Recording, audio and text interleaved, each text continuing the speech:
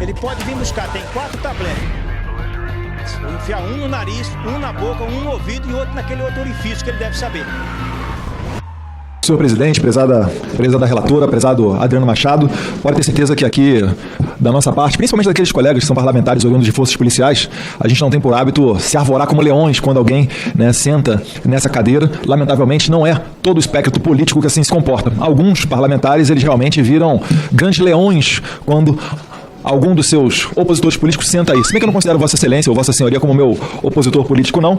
E tampouco é matéria da sua convocação o fato de estar ali no Palácio do Planalto. Isso eu vejo até como saudável. De fato, estava exercendo o seu trabalho ali. O que colocou em xeque e acabou culminando na convocação do senhor para cá foi a maneira como o senhor se comportou ali dentro, né? Realmente para dar essas explicações. As pessoas foram ali, olharam a câmera do senhor, e aí vem a minha primeira pergunta. As imagens, de fato, elas foram deletadas? Porque, ao que parece, tem pouco tempo para que aquela pessoa olhasse a sua câmera, percebesse que foram deletadas e retornasse para a manifestação. A pergunta é: o senhor deletou realmente essas fotos? Deputado, bom dia. Eu deletei aquelas fotos. Eu deletei. Ele veio mandando eu deletar, naquelas tom de ameaça, ameaçando e tal. Aí ele falou apaga. Eu mostrei a câmera, apaguei 3 fotos. Para convencê-lo e para eu poder... Ah, então não foram todas deletadas? Não. E ele se deu por satisfeito e retornou. Aí me cumprimentou. Ele se deu por satisfeito. Perfeito. E Vossa Senhoria disse que, mesmo temendo pela sua vida, o senhor acabou retornando depois, né? Dá pra ver que sai da cena e depois retorna. Mesmo temendo pela sua vida, continuou fotografando aquelas pessoas ali. Naquele momento, naqueles 3 minutos, eu fiquei por ali. Depois eu percebi que realmente era muito complicado e inseguro eu estar ali. E não volto mais. E uma pergunta. Nesse dia foram presas mais de 1.500 pessoas, cerca de 1.500 pessoas. O senhor foi preso? Não. Não, né? Como é que o senhor saiu ali do Palácio do Planalto? Foi escoltado por alguém? Porque parece, de certa maneira, estranho, porque mesmo o braço direito de Flávio Dino, né, o secretário Capelli, que diz que caminhou pelas planas dos ministérios apontando quem seria preso ou não, várias pessoas foram presas, muito acima até daquelas que participaram dos atos. Certo. Foram presas pessoas que tinham autismo, outras que estavam passando por ali, enfim, até ônibus que chegaram depois do dia 8, tem-se algumas notícias de que essas pessoas foram presas. No entanto, o senhor não foi preso. Como é que o senhor saiu ali do Palácio do Planalto? Em mais ou menos que horas? Eu saí, eu até anotei... Eu saí às 16h50. Eu estava ali no Salão Leste, eu fiquei muito tempo ali no Salão Leste. E porque não tinha muitas pessoas lá, era o momento que eu ia para um canto, transmitia a foto, fiquei bastante tempo lá. Foi o momento que eu consegui descer.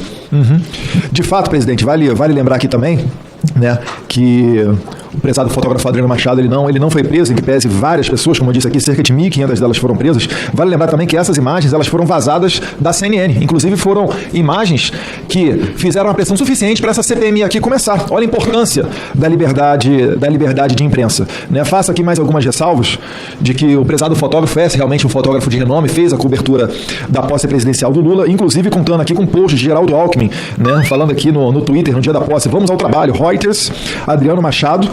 Então parece ser uma pessoa muito bem relacionada. No entanto, quando essas imagens vazadas pela CNN vieram à tona, o Adriano acabou fechando o seu perfil. Algum motivo, Adriano, que o levou a fechar o perfil, etc? Sim, quando começou se eu não me engano, no domingo, começou muito ataque pessoal em mensagem e tal. E aí eu segui o protocolo da empresa de fechar para tentar diminuir aqueles ataques pessoais que haviam enviado para mim.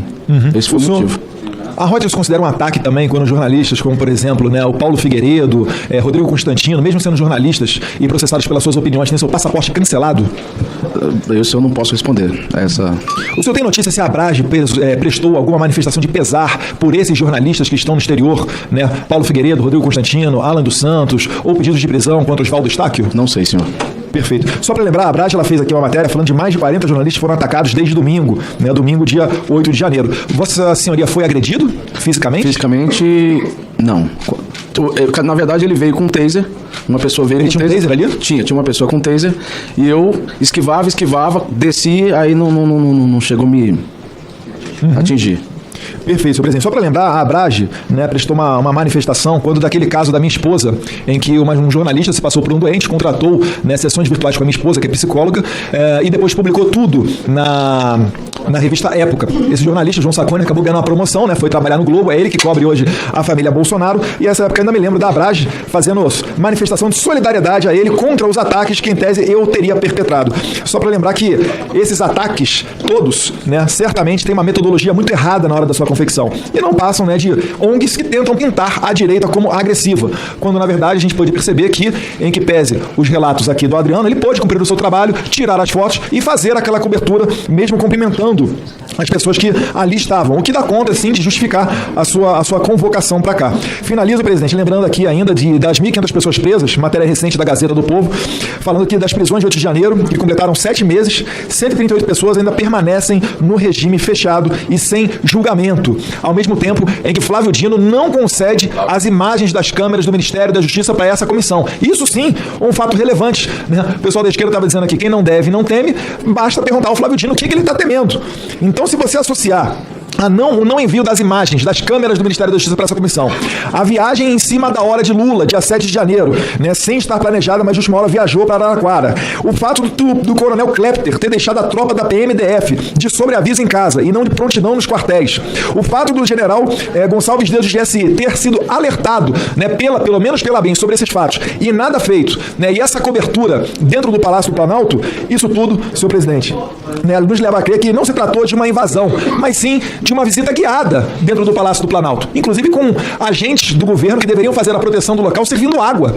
Vale lembrar, né, o delegado Ramagem lembrou muito bem aqui na sessão passada que das centenas de militares disponíveis para fazer a segurança do Palácio do Planalto, né, apenas algumas dezenas estavam lá. Então esses são os indícios necessários para que a gente tenha aqui, senhor presidente, aí eu faço um apelo a essa comissão, para que a gente venha realmente a chamar para essa comissão pessoas centrais do 8 de janeiro, como o general Gonçalves Dias do GSI, que deveria estar a cargo da proteção do Palácio do Planalto, e apareceu 30 minutos depois de ser posto ali aquele pé na porta de vidro do Palácio do Planalto, 30 minutos depois apareceu lá e outros militares servindo água. Então, realmente, né, são muitos indícios que nos levam a crer que não se tratou, de fato, de uma invasão. Não vou tomar mais o tempo da comissão, coloco aqui como satisfeito, lembrando ainda, esqueci de falar, que o coronel Klepter, que deixou a tropa da PMDF de sobreaviso em casa, depois ele foi promovido a comandante-geral da PM quando Capelli assumiu a intervenção do Distrito Federal. Muito obrigado, presidente. Senhor presidente, boa tarde. Boa tarde, senhor Adriano. Boa tarde. Obrigado por estar aqui, né, elucidando os fatos.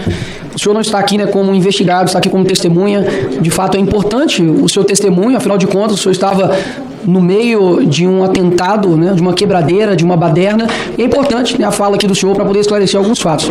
A senadora Elisiane Gama, ela perguntou ao senhor se o senhor era filiado ao partido do PT, o senhor disse não, claramente, né, como uma tentativa de te afastar, né, da esquerda, mas pelas suas curtidas do perfil principal, que o senhor tem o direito de fazer, não é nenhum crime, há uma clara ala ideológica, e não é nenhum crime de fato ser de esquerda, mas é importante elucidar esses fatos aqui pelo contexto que nós estamos.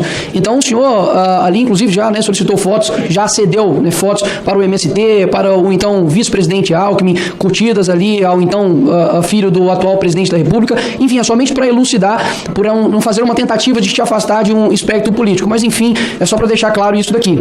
Eu gostaria, senhor Adriano, que o senhor, por gentileza, respondesse como foi o trajeto, desde que você chegou até o momento onde você tirou aquelas fotos que foram mostradas aqui nos vídeos, até o momento da sua saída. Por gentileza. Como eu disse, eu estacionei ali no Ministério da Justiça, atravessei ali entre o Ministério da Justiça e o Ministério aquele primeiro ministério, e desci a esplanada. O bloqueio ali próximo ao Congresso Nacional aqui já estava, as pessoas já tinham entrado no Congresso, e de cima da rampa eu vi que as pessoas que estavam entrando tinham entrado ali no Palácio do Planalto.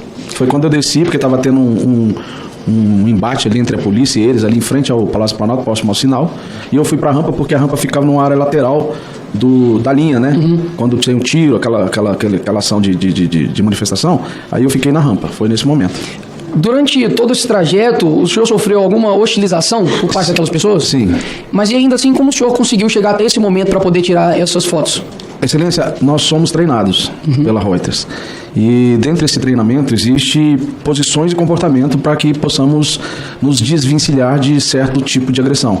O senhor disse que o senhor estava sentindo um atentado com a sua própria vida, nas suas palavras, correto? Alguns lugares, em alguns lugares, sim. O senhor, inclusive, chegou a mencionar na resposta do deputado federal Eduardo Bolsonaro de que havia uma pessoa com um taser. Sim. Correto? Sim, um taser. Em qual local foi isso? O senhor sabe descrever pra gente? Foi ali no segundo andar. do Palácio do Planalto. Há câmeras nesse andar, correto? O senhor me lembra mais ou menos o tempo, o horário que foi isso? Foi depois disso, não sei... Foi depois das fotos, então? Foi. Tá, é válido a gente verificar, claro que o senhor está com um testemunho, porque é uma pessoa, né, o senhor disse, inclusive, se esquivou, né, para poder fugir dela, porque ela estava tentando. É importante a gente, iremos verificar essas suas falas.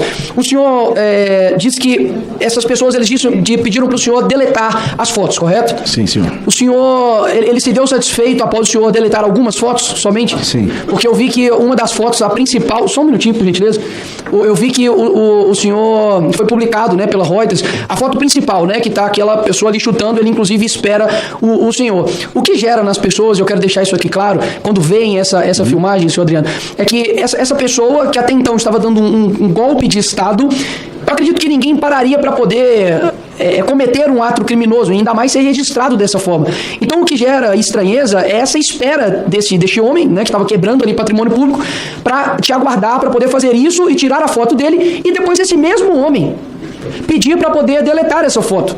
Então o senhor não acha assim, um pouco contraditório, porque é isso que as pessoas não estão entendendo, de que o mesmo homem que esperou para poder tirar a foto, para que ele mesmo depois peça ao senhor para poder deletá-lo. É isso ainda que eu particularmente não consegui entender. Excelência, eu estava num canto ali da próxima entrada do acesso ao gabinete, ali daquele corredor, e eu fiquei de uma maneira discreta ali. Inclusive, quando eles chegam naquele primeiro momento, eles não me veem. Quando eles não me veem, ele para e olha para os colegas dele ali, para as pessoas que estavam com ele. Nesse momento o senhor sentiu que o senhor poderia ser utilizado, correto? Não, porque a gente trabalha dessa maneira mais discreta. Sim, mas na sua fala, né, o senhor disse que o senhor é utilizado, ficou óbvio para poder tirar as fotos, mas o senhor depois retorna para poder tirar as fotos. Assim, uma pessoa que está, óbvio, o senhor disse que o senhor foi treinado, é claro, né? Mas uma pessoa que está sentindo um atentado ali à sua vida, obviamente está tentando ali fazer o seu trabalho, eu quero juntar isso só com a narrativa que está sendo colocada aqui pela esquerda, de que em um momento onde pessoas ali estão tentando dar um golpe de Estado, elas estão se preocupando com isso. É só isso que eu quero compreender. De que como este homem que aguardou o senhor para tirar foto, depois esse mesmo homem preocupa, pede para poder o senhor deletar essa foto e o agradece como se em um determinado momento eram bolsonaristas, terroristas, agressores de jornalistas, e no mesmo momento ele muda o seu espectro, né, ele muda o seu clima e fala: valeu, parceirão, tamo junto aí, obrigado por ter deletado a foto, pode continuar seu trabalho. Eu só quero dizer o seguinte, talvez o senhor esteja até correto nas suas respostas. Eu só estou querendo deixar claro que a narrativa que a esquerda está tentando utilizar, ela é falsa até mesmo por conta disso. Nós vimos aqui a própria Elisiane Gama mostrando vídeos anteriores do então presidente Bolsonaro, atacando terroristas, atacando jornalistas, como se isso fosse um precedente de tudo que aconteceu ali com você, sendo que você saiu ileso. O senhor sofreu alguma agressão durante todo o tempo que o senhor estava ali? Agressão física? Agressão física. Física, não. Não, nenhuma agressão física. Tá bem. Era só isso que, nesse momento, eu gostaria de perguntar. Agora, eu quero elucidar aqui algumas coisas, esclarecer algumas coisas. Quando foi dito aqui a respeito de outros demais jornalistas, senhor Adriano, o senhor tem uma vasta experiência, né? O senhor tem mais de 20 anos aí como jornalista. Quando outros deputados, senadores disseram que a respeito de outros jornalistas que foram perseguidos, como por exemplo Rodrigo Constantino, Paulo Figueiredo, o Alan dos Santos, o próprio Terça Livre, houve risadas, sabe, de deboche, como se essas pessoas não são jornalistas. Sendo que essas pessoas aqui, como Rodrigo Constantino e Paulo Figueiredo, tiveram cancelados seus passaportes. O Terça Livre, por exemplo, foi fechado, e eu duvido alguém aqui falar o porquê. O Alan dos Santos, por exemplo, tem um mandado de prisão, houve busca e apreensão no Terça Livre sem encontrar absolutamente nada. E boa parte desta imprensa está aqui, inclusive, como, né, te prestando um apoio, não acho nenhum erro nisso, mas te prestando um certo apoio. Eu vejo que é bom parar esse momento aqui para poder refletir o papel desta mídia, que ao mesmo tempo que está pedindo por liberdade de imprensa, e muitos cito eles aqui, que estão indignados por o senhor estar aqui como uma mera testemunha dos fatos, não se indignam quando, por exemplo, o Paulo Pimenta, ministro do Lula, ele debocha em uma pergunta para Raquel Landim, dizendo: você é formada em jornalismo? E não há nenhuma nota a respeito disso. Não se indignam quando Délis Ortiz, é agredida fisicamente em uma vinda de um ditador para aqui, onde no país dele não há liberdade de imprensa. Então, o que de fato essa liberdade de imprensa busca? Uma liberdade para poder defender algo que eles defendem somente, e aquilo que é o contraditório não pode existir mais na imprensa. Porque quando é um pessoal de direita, é extremista, bolsonarista, terrorista, como estão tentando colocar aqui nas pessoas barreneiras que cometeram crimes. Agora, quando é um ditador que vem até aqui, senhor Adriano, tratam ele como quase que um democrata. A liberdade de imprensa, por exemplo, em Cuba, com o seu ditador Miguel, não há. E ainda assim você vê a própria imprensa cavando o seu próprio buraco.